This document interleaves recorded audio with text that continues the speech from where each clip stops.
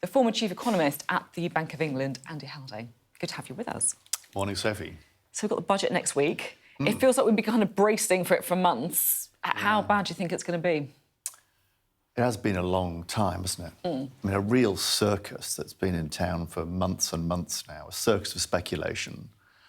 And that's by itself been very bad, I think. It's caused businesses and consumers to hunker down. One of the reasons we had a very weak growth number last week is because that budget speculation has damped people's willingness to spend, and first and foremost, we need to stop that speculation. So you think there's a direct link, then, between all of the circus, as you put it, the kind of speculation and the weak growth that we saw? Without any shadow of a doubt. I mean, if you speak to businesses, speak to consumers, their fearfulness about where the axe will fall is causing them, not unreasonably, to save rather than spend, to not put their balance sheet to work. And that has taken the legs from underneath growth in the economy. Is that the government's fault, or is it an inevitability, or is it partly the government's fault? Well, the process has become far too elongated and far too leaky, to be honest. You know, we have this pretty much daily speculation about the next tax rise, and we need to re-engineer that process to either make it watertight, like the Bank of England's monetary policy decisions, or a genuinely open consultation. Right now, we have this halfway house of leaks and speculation which serves absolutely no one, least of all the economy. And when we saw that particular income tax, right, where we were, led to believe that the government was going to raise income tax, and then suddenly that's not the case anymore. I mean, that, I guess, is exactly what you're talking about, right? We've had repeated hokey-cokeys on all manner of tax. It's been true of income tax, it's been true of taxation of partnerships, it's been true of taxation of housing prospectively, taxation of savings. All of these give cause for pause. If you are a business making decisions, if you are a household making spending choices, and gum up the works of our economy, take the legs from growth. This process is rotten and needs fundamental re-engineering to make it less of a dampener to growth. Can I ask what you want to see in the budget? What do you want to see? I think three things are crucial. One, decisively to end that speculation, that pernicious speculation that is dampening growth. That calls for much higher headroom than we have had, and probably higher headroom than has been speculated about. Our fiscal framework. That's basically more money in the bank, basically. More in the tank. More in the tank to, So that when we do get exactly inevitable changes in the economy's fortunes, we don't inevitably say, what does that mean for tax rises? That, first and foremost, I hope that can be done. I fear it might not enough be done to put that speculation to bed.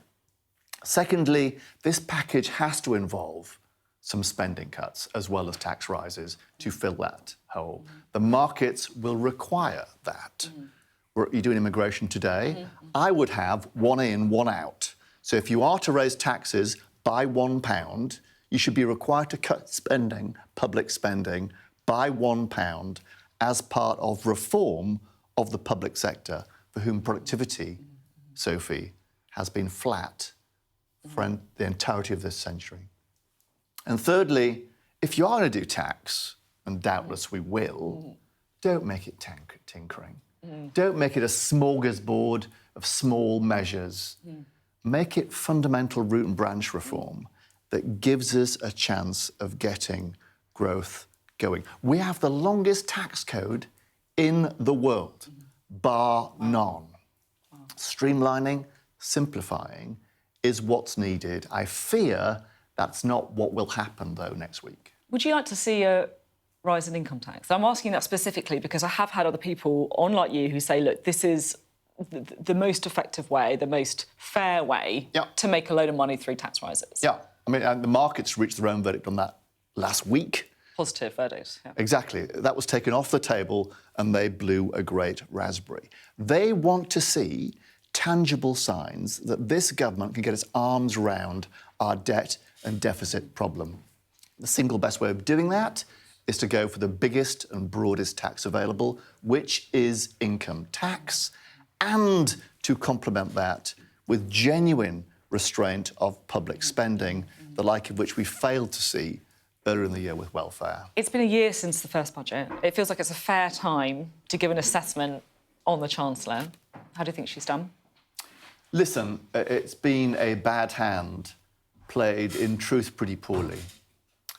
So mistakes have been made, and repeated mistakes. And the worst of that, I would say, is it's repeated mistakes.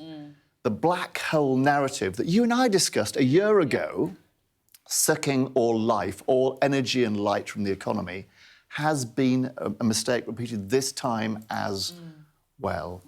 So not enough has been done to give growth a chance to create that stability. It's only 16 months since Keir Starmer said we want to tread more lightly on our lives. That has singly not happened. That speculation has proved positive of that. There's just one other thing I wanted to ask you about while I've got you.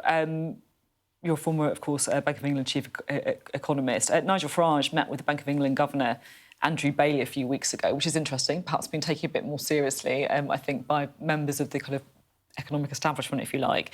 What do you make of the reform policy that the Bank of England shouldn't pay interest on its reserves? Is that a good idea? Well, I mean, it is a means of making money. So it's a tax-raising measure. But let's be clear what that is. It is a tax on the banking system. And ultimately, the banks pass on that tax to their customers. To think this is a means of magicking up money is therefore fanciful. It is a tax on banks. It is a tax ultimately on the customers of banks. We should be very clear that that is what it's all about, rather than being some secret stash of money that can somehow be tapped with no consequences for the wider economy, because that is not true. Yeah. If only things were that easy. If only these things were that easy. Thank you. It's always great to have you on and get your perspective. Andy Haldane speaking there. Fascinating.